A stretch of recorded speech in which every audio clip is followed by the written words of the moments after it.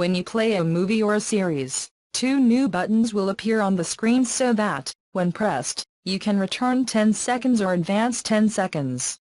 As for the other new button will appear when you are watching a series and will allow you to jump directly to the next chapter. The two buttons delay or fast forward 10 seconds.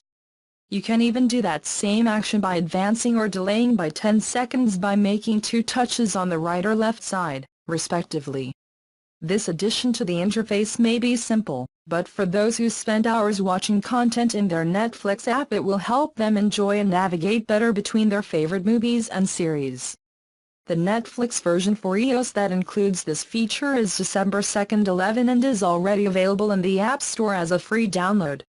The description of this update does not mention other changes beyond the three new navigation buttons.